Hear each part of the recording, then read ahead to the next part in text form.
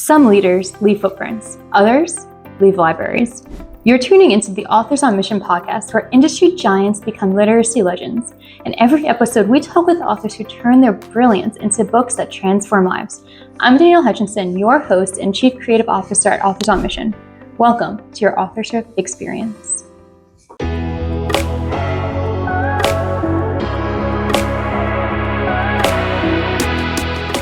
Welcome, everybody, to another episode of Authors on Mission podcast, where we explore the journey of various writers and authors all over who have made significant and amazing accomplishments in their various fields.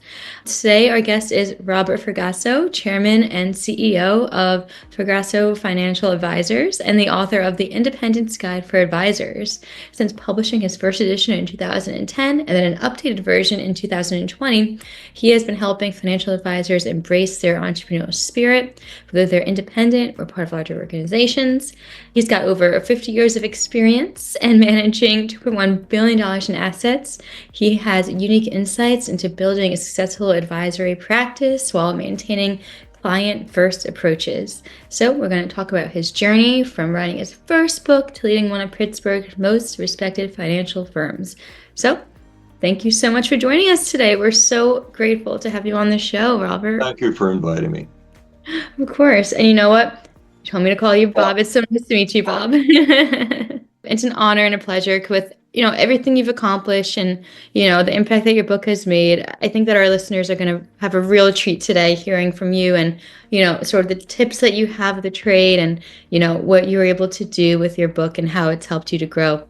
So thank you again for joining us. Yeah. Well, I hope to give your listeners some insight that may be helpful to them in their careers. Yeah. I mean, we have a wide variety of people listening right now who, they're either just starting out or they're very established in their fields, but one way or another, they're hoping to get their book written. And that's something that you've done a couple times now. So I guess let's start off today. I'd like to learn a little bit more about your backstory and how you ended up starting to write the first edition of your advisor guide, because obviously it came with many years of practice before you even began. So walk us very briefly through the stepping stones that you took before starting your writing journey, I guess. Well, thank you for asking. I was in the investment business for about 40 years at the time, and the industry had gone through an evolution. And I thought it might be interesting and helpful to others if I chronicled it. And the business has gone through quite a set of ups and downs over that period of time. And then we flowed with it. I had built my group as part of a large organization, and then about halfway through my career, I decided to go independent for a number of reasons. And I thought, well, gee, other people are going to do this, and I'm seeing it happen in a more frequent manner, so let's try and pass on some advice. So that was the genesis of the book, the first edition. And then the second edition, 10 years had passed, and we were in the middle of a pandemic, and I had also realized that I was at the point in my career where I wanted to and should, for its own sake, to guarantee its perpetuity, to continue the corporation in a different fashion with new management, internal management.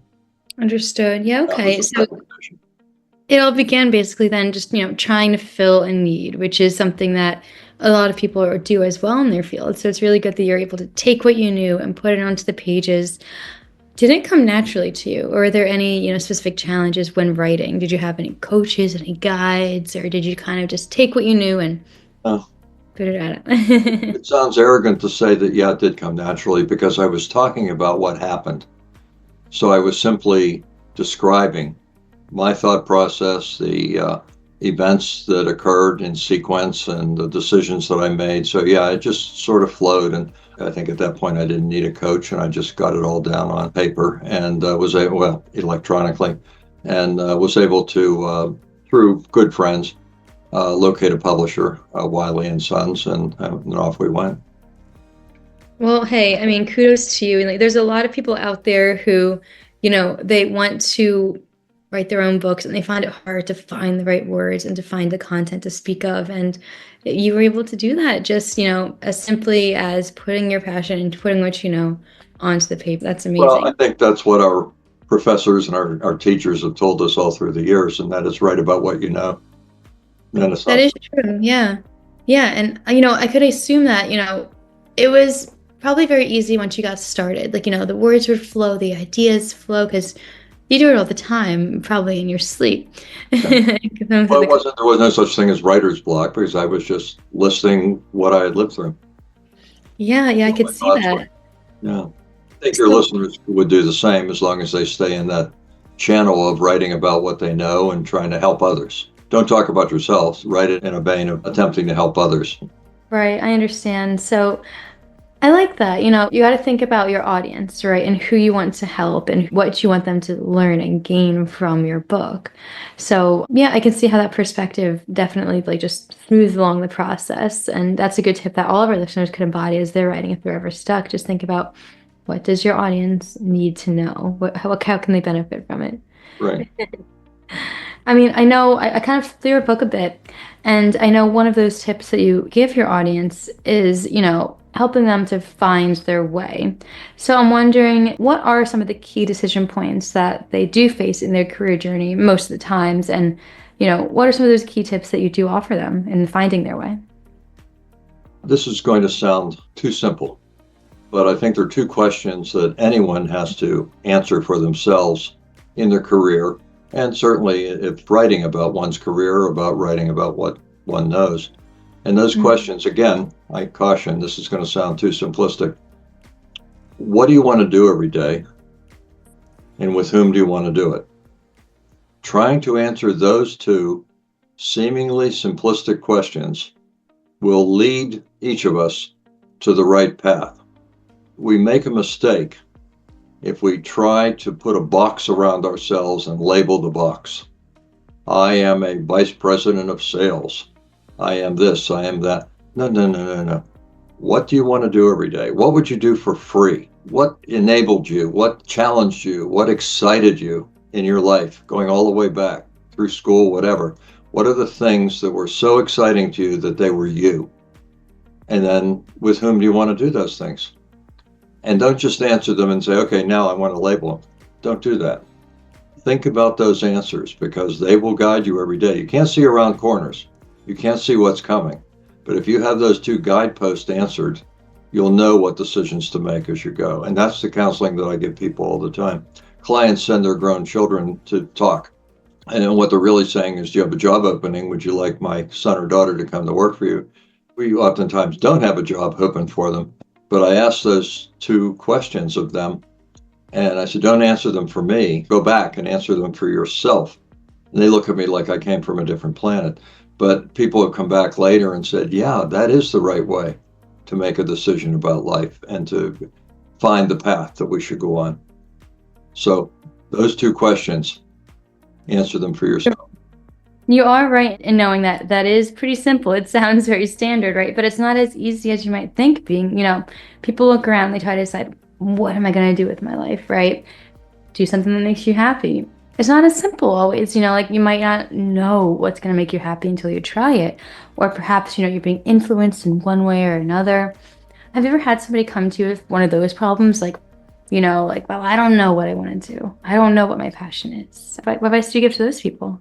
I think we do that early in life. We think about things and we follow general goals that are too general. They're not specific to us.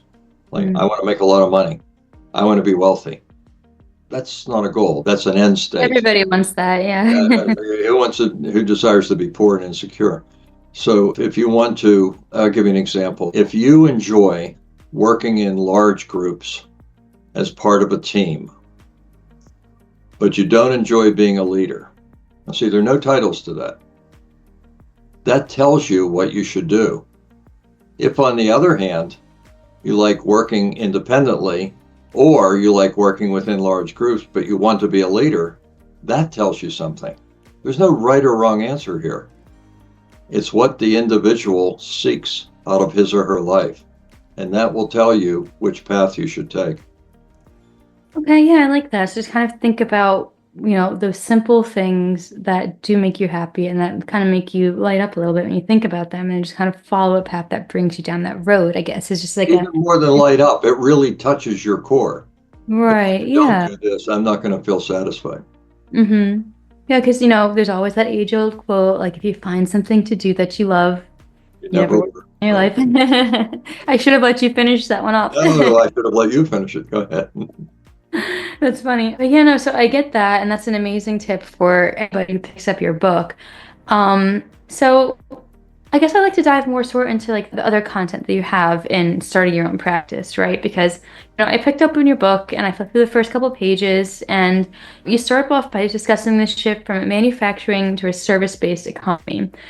So I'm wondering, how has this whole evolution impacted financial advisors like yourself, or in the industry at all? And has there been a lot of changes since the first to the second? Yeah, there has. Growing up, manufacturing did dominate our economy for me. Your generation, not so much. But when I was growing up, the smokestacks went and people worked three shifts. The factories were going, and that's what took our economy, and that changed. And we morphed to a service economy. Specifically in my industry, when I started in the business, it was, and by the way, everything is cyclical. Nothing has repealed cyclicality in life, in work. So when I started, our industry, the investment industry, was diverse. It was made up of mostly firms that were partners capital firms. There were the entrepreneur, the founder, or the partners, and it was their firm. And then some things happened within the industry that came from legislation, it came from the evolution of our economy, and that stopped being true. And firms amalgamated. So it's not too different than, we go back through the Industrial Revolution. Our industry amalgamated, and I think you could point to a lot of personal service and other industries where that's true. When I grew up, there were independent family medical practitioners. Not now. Try to find an independent doctor, not affiliated with a large organization. So that became true in the investment industry.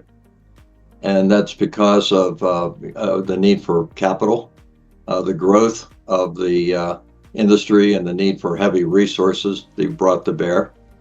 And then at the advent of the personal computer, and coincidentally, with the industry's evolution toward proprietary products, it sounds a little esoteric, but it came together. And those large organizations that grew out of the fragmented industry, you can go back and think about family farms to industrial farming. There are plenty of analogies. And at that point, the large organizations, because of the heavy competition, when commissions became unfixed by government fiat, that the large organizations had to create their own proprietary product. And they were fostering that on the practitioners who work for those organizations and on their clients. Well, at that point, we now had a cyclicality back to fragmentation. And that's where the move to independence began in our industry. Now we find the independent registered investment advisor has a much larger aggregate market share than those old line firms that aggregated the former fragmented firms. So that sounds strange, but it just went in that kind of a cycle. So it's no different than what happened to the economy over decades and over a couple of centuries. In that, there's opportunity. It's not what's right or wrong. It's seeing the change and moving toward that change. So moving toward independence was an easy decision, if in fact one had his or her eye on what was happening and didn't want to be part of the macro movement that was going on and wanted to move over and become an entrepreneur. It is very analogous to, and being aware of economic history helps you be a little bit more sensitive to what's going on. Right now, there's an aggregation movement that's a little different, and that is the registered investment advisors are coagulating into larger regional or even national independent registered investment advisors. So there's another decision point in our industry. I'm wondering if you had the foresight, like back then, would you have done anything differently as you were writing the first edition? I feel like a lot of these changes that you're mentioning, maybe they weren't as predictable as we might have wanted them to be. You didn't know about them as you started to write your first book, but would you have written it any differently, like thinking No, about? no, because that's what fostered the book, was that whole evolution. The idea of, okay, this is the wave that I rode, and sure, I made lots of mistakes. I wasn't clairvoyant, but seeing that movement allowed me to make changes in my business, and it's become we're a fairly large small business. It's actually more like $2.5 billion under assets under management, which is for an independent, that's fairly large. We're in the top tier, and that isn't because we're brilliant or lucky. It's just because we together collectively, our group, saw those changes and continued to ride those waves and made the decision. And that's what your viewers have to think of in their own industry. When I started in business, doctors never retired. They just died. They died in harness. They just kept practicing Oh forever. man. Now, our doctor clients say, "Am I 65 yet? Can I retire?" Because they're a corporate employee. It's a different situation. Yeah, I mean, I guess. That's where the book came. Right, right. So I could see how it's a lot about just looking around, analyzing what's happening, and using that pattern almost to kind of predict what might be next. And that's kind of what you've had to do throughout the years, is to kind of step ahead of the game in a way, if you can, as much as you can. And don't lose sight of your answers, your unique answers to those two questions, because that'll guide you to the decision.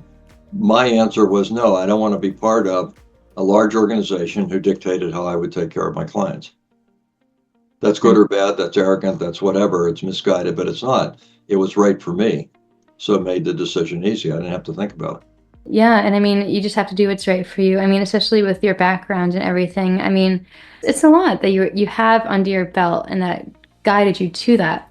One thing that I saw in your book when I was going through it was, you have one case study of a minister who used your principles to start a church, for example. So I guess I'm wondering, that's one example of somebody who's helped you. Perhaps you could expand more about that example. What other success stories do you have based on all of this that we're talking about today? That's an interesting question. There's probably a lot. I was surprised that I received a letter thanking me. This is the first edition from a minister in the South who was starting his own congregation. And he got the book. I'm not sure how he came across it, but he got the book, read it, and said, I can use these principles to build the business of my church. And he followed it, and he went on and he wrote a letter and said, I now have a successful congregation as a result, because that's what we all have to do in our life, is to really apply our own principles of life. So again, I'll go back to that cyclicality I talked about. I'm going to go back even further. Before I got into this business, I had a corporate position, and one of the periodic recessions came through, and the company that where I was employed brought in a management consulting firm to evaluate and cut costs. And I was young in my 20s, and I was watching middle-aged guys get up from their desk, leaving sweaty palm prints on the desk, because they were afraid they were going to lose their job when they had kids in high school and college. And I looked at that and I said, that's never going to be me. Now, that's not the right decision for everybody, but that was the decision. What do I want to do, and with whom do I want to do it? I will never be controlled by a large organization. That means I had to take inordinate risk, but it wasn't that much risk because I was willing to bet on myself. A greater risk to sit there and wait for the axe to fall. I didn't want to be that middle-aged guy with kids in college, waiting for someone else to control my life. So I didn't have to think about the decision. Going into the investment business, where I controlled my own business, even when I worked within a large company, was the right decision. Then when the industry cycled to where the large investment firm within which I built my group wanted to control my business, it was an easy decision to say, no, I'm going to go completely independent and just follow it through. Yeah, yeah. And I mean, I think it's important that, you didn't just want to follow that path and end up like one of those people with the sweaty palms on the desk. Right. You needed to find your own control. Like you don't want anybody hovering over you when you can just go ahead and make that happen for yourself. And I'm starting to realize that that's something you emphasize, throughout all of your teachings, like that advisors should embrace entrepreneurship regardless of your setting, regardless of where you are. So I'm wondering, what does this entrepreneurial thinking mean for advisors within large organizations? And, you know, how can you cultivate that within anybody who is looking to read your book? How do you get that mindset across to your readers? Well, I think it's true. Certainly, it's true for investment advisors, but it's true for any other professional service provider. And I'll extend it, it's true of anybody. If you are running a unit within a large corporation, and that happens to be right for you right now, you still have to think of your unit as your business. As a good friend said, coined the phrase, I don't know, decades ago, think Inc. No matter where I am, I'm my own company. I'm my own entity. Yes, I'm working within the context of where I'm placed, but I am responsible for the outcome of this unit. I am responsible for my own outcomes. I am responsible for the profitability of these assets to which I've been charged. If you think that way, you're going to do fine, even if you stay within the large company, and certainly if you go off on your own. So think of yourself as your own business entity, even if you're a Baptist minister in the South. Think Inc. Yeah, that's brilliant, actually. Like taking ownership of your own thoughts and your own, path in your journey, because it goes directly back to what you were saying in the beginning about, making the decision based on what you want to do. It's Right. hard, in not modern days when, you're hearing things left and right about people telling you what you should do and the decision you should make. But yeah, at the end of the day, think Inc., right? It's, you keep it in whatever your own brain is telling you to do. Just go ahead and get The out there and filter is the answer to those two questions. And you're doing it, Danielle. You've started your own business right now. yeah, yeah. Well, with Authors on Mission, I'm the creative content officer. So technically, I do work with a team of people who, we work collaboratively to do ghostwriting and editing and marketing and advertising and anything you might need to promote your book and get it out there. But I do also, do services, kind of freelance work as well. So yeah, no, I know what it's like to kind of have your own You took schedule complete and charge of this whole project. I tracked it with you. You were in charge of it. You weren't an employee doing what you were told. You took responsibility for all of it. Oh, it's That's definitely a thinking. passion project. Yeah, Right. yeah, to seek out and find interesting people to come on our show and talk about what they've done. And you're right. I mean, it is fun to take charge and wear the hat and figure out, okay, how are we going to run this show? What are we going to talk about, right? How is it Right. going to benefit our readers, or our listeners, and our readers, I guess, too. Right. You used a key word a little bit ago, and that's control. Mm, Control sounds like a bad word. I want to control people. Da, da, da, da. No, control can be either way. You are being controlled by circumstance or by entities or by people. That twists your arteries. Even just hearing me say that is uncomfortable. On the other hand, if you're in control of what you're doing, not in conflict with others, but you're in control of your outcomes, you're in charge, you're thinking Inc., then that's empowering. So you're part of a team, but what you're doing is your project, your outcomes. That control is good, and that's not stressful. Yeah, you've got to meet deadlines, you've got to deal with people who were late or didn't show up or whatever the case might be, and you handle it well, but you're in control. It's your project. And that's what I would urge any author to do, is to be in charge of their content, their output, how it's being marketed. And I would urge any person who's earning a living to be in control of what they do. And I'll extend that a little bit further. If you're working for a company and you are not valued, whatever the company is, professional services or not, and you're not valued, you have to go back and renegotiate that with your employer. Here's what I'm willing to do for this company. Here's what I expect in terms of support. But what I'm going to give you is 100% in that context. If you're getting an argument on that, you're not in the right position. You need to find a place where I don't care if you're running a drilling bit in natural gas drilling, it doesn't matter. You have to be in control of that project within the context of the larger organization. And you can write a book about it. You can write your thoughts and get it down and help people. I like that you turned it right back to book writing at the end too. Because I mean, you're right, there is many different ways, reasons why you would want to write a book. And one of them could be just to establish your own authority in the field and to talk about, the things that you do and that you're taking ownership of in whatever it is that you're doing. For our listeners right now, if you're struggling to figure out what you want your book to be about, write what you know, right? Whatever it is that you're doing, and take ownership of it in that way. I like that perspective that you just offered. And things evolve, and that's why the second edition. It was to bring the material in the first edition 10 years later up to date, but also to add the concept of succession planning of one's business. That was not in the first book. So evaluating how the business, and many times people will start a business and they want to sell it and cash out, which is very legitimate. That's a real motivator. In my case, for various reasons, I wanted the firm to continue.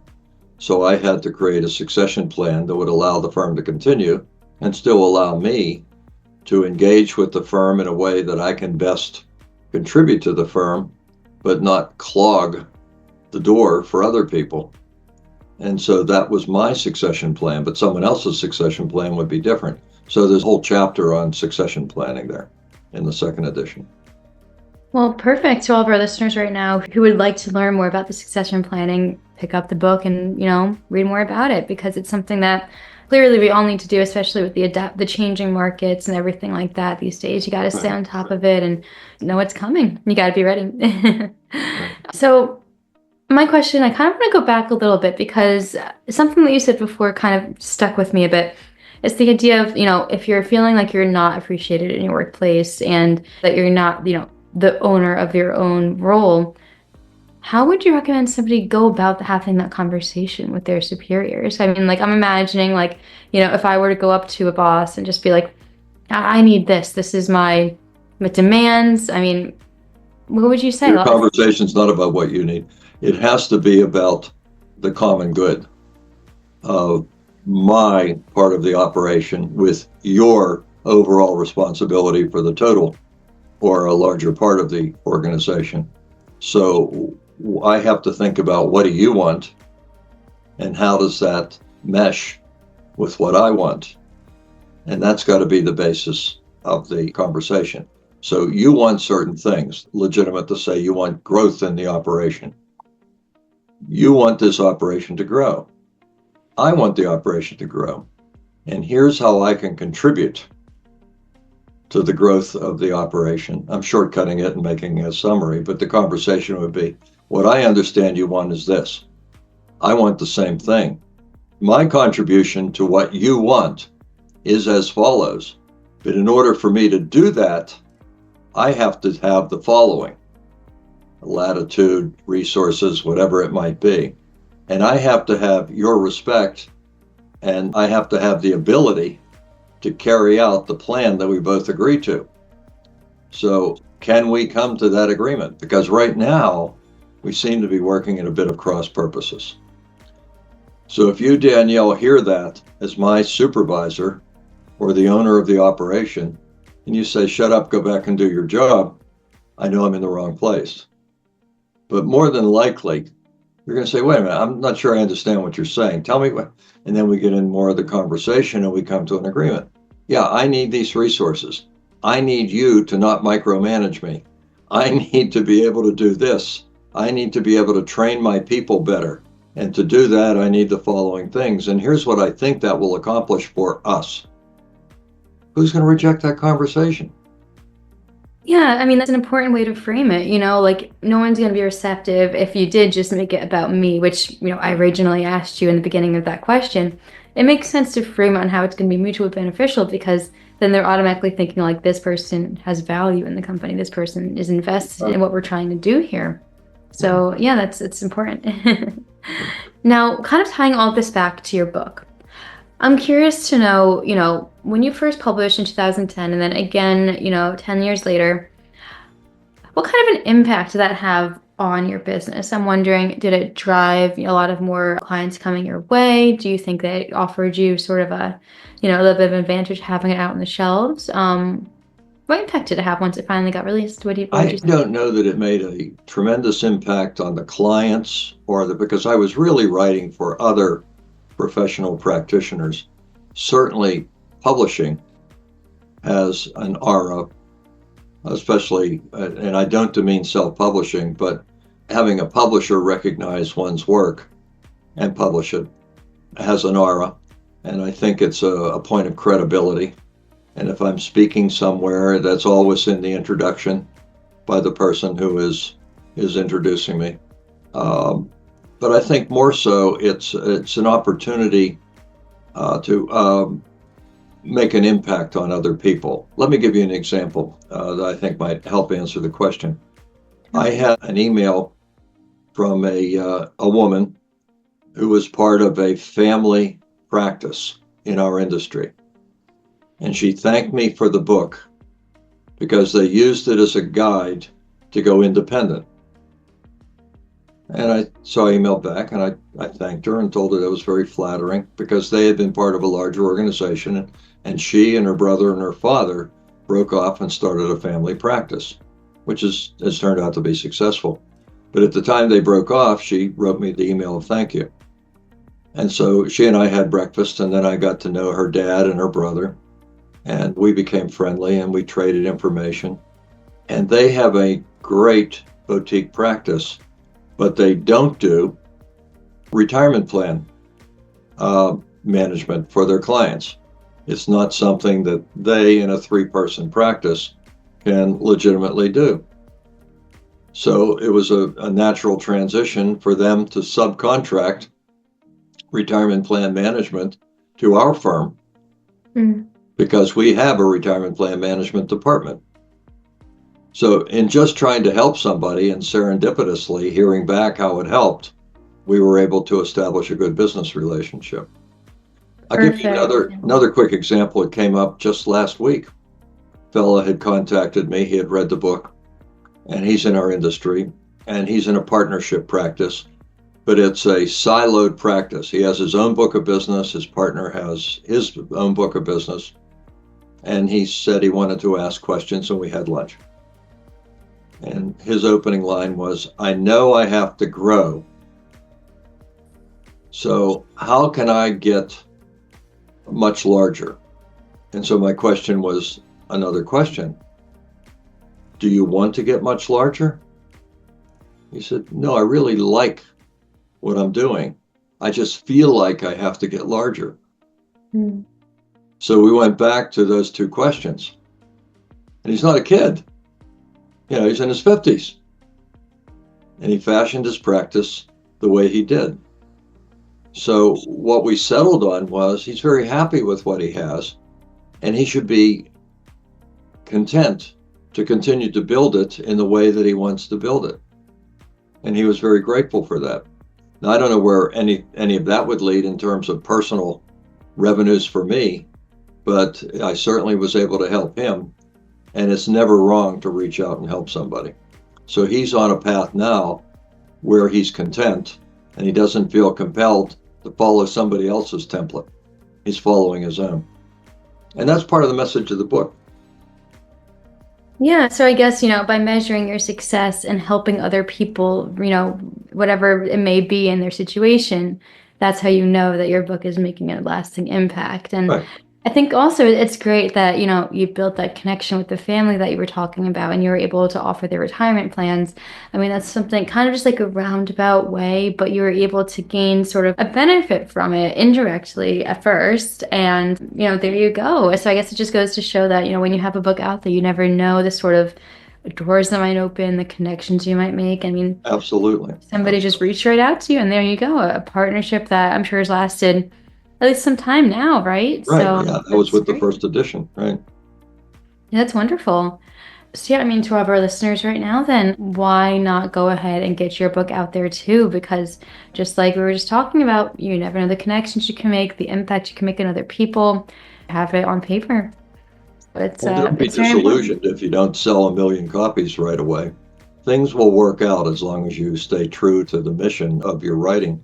John Grisham, one of the most prolific writers today of fiction and some nonfiction, his first book wouldn't sell. He went around to county fairs and other gatherings, and he was selling the book out of the trunk of his car. I didn't make that up. It was his second book that became famous, that then made the first book famous, and then, of course, made the second and the 20th and the 30th book famous. So stay with it. If you see the vision of where you want to go, determination is underrated. Stay with it. I love that. I love that as a concluding sort of message that all of our listeners today can kind of hold on to and take with them. Because if you keep up with it, even if you're marketing or not marketing, it's very likely that as the times change, as trends change, the content that you're talking about could become very important in somebody's lives and help them with their business or whatever it is that you're writing about. So Plus, you'll take great satisfaction from just writing and being published. 100%. Yeah. Even if you self-publish, there's a great satisfaction in having your thoughts in print, and somewhere along the line, even if your grandchildren read it and say, hey, grandpa wasn't bad here, there's a satisfaction to that. Understood. Yeah, that's a whole other aspect of it too, the legacy aspect, right? Making sure that your memory's held. Right. Speaking of holding, I'm wondering, do you have a copy of your book with you right now on those bookshelves behind you? I might, yeah. Oh, I didn't know if maybe you wanted to hold it up and show it to our listeners today, that they could take a look at it. And if not, it's okay, because they could always check it out on Amazon, and that way. Actually, I have them upstairs, and I have copies upstairs. No worries at all. You know what we'll do? We'll put the links in the video, and they can go ahead and search you up to find more information about everything we've been talking about today, because it's important. Yeah, I have Any other the books up there, as well as pictures of my grandchildren. But okay. I thought I saw some books are upstairs, right? No, I like that though. That shows that's what makes you happy as you're working and going along. Just some memories of your grandchildren. Keep the work upstairs. Yeah. Right. Well, how else can our listeners find you? If they want to find more about you, do you have social media? Do you have some other podcasts of your own that they can reach out to? Our firm does. So we're not that large. We're 43 people, and we have good marketing outreach, which we do internally. We have some very talented people and experienced who do it. So the place to start would be our website, which is fragassoadvisors.com. And I have to caution people, there's only one R in Fragasso. It's not Fragasso, as it oftentimes. That way it won't get you there. It's Fragasso, Fragasso, advisors, ORS.com. Understood. Okay. And everything's there. Everything about our practice, the book is there, and a lot more. A lot of the lectures, the educational outreach we do. So it might be helpful to some people. Wonderful. Yeah, and we'll put the link right into the chat, and anybody listening can click on it right now and take a look and learn more about it, because it's all very important stuff, no matter what your career might be or your inspiration, whatever you're inspired to do. These are tips that resonate with anybody. So check it out, listeners, and if this inspired you as well to write your own book and get your own ideas out there, because like we talked about, you never know the sort of impact it can make. You can always reach out to Authors on Mission as well, because we offer angel writing services, editing services, marketing as well. And next time you even want to write a book, if you have any ideas, reach out to us too, because we're more than happy to make the new edition now that it's been another 4 years since the last one. But yeah, I guess that kind of wraps it up for today. And honestly, it's been a true honor to hear about your insights and your wisdom, your experiences. So thank you so much for joining us. It's a true pleasure. I really appreciate your time. You've been very kind to ask the questions and allow me to be on and address your listeners. Thank you, Danielle. Of course, yeah. And to all of our listeners today, we hope you learned something. We hope you continue to be inspired and, find your own true meaning in your work. And, with that, I guess that wraps up our conversation. The message shared today about empowering advisors to think entrepreneurs, regardless of their setting, it's timely and powerful. And Again, if you want to learn more, visit the website. His book is a comprehensive guide for advisors looking to enhance their entrepreneurial mindset, to build stronger practices. And all in all, continue to look up his stuff, because you can continue to explore the fascinating world of what he does. And, same with Authors on Mission. There's an endless amount of possibility for what you can do when you start writing.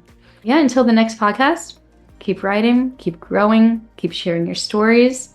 And until next time, stay tuned for another podcast of Authors on Mission. Thanks, everybody. Have a great night. This is Danielle Hutchinson reminding you that somewhere, someone needs the book that only you can write. Visit authorsonmission.com to start your legacy. Until next time, keep leading, keep inspiring, and keep thinking in chapters. Have a great day.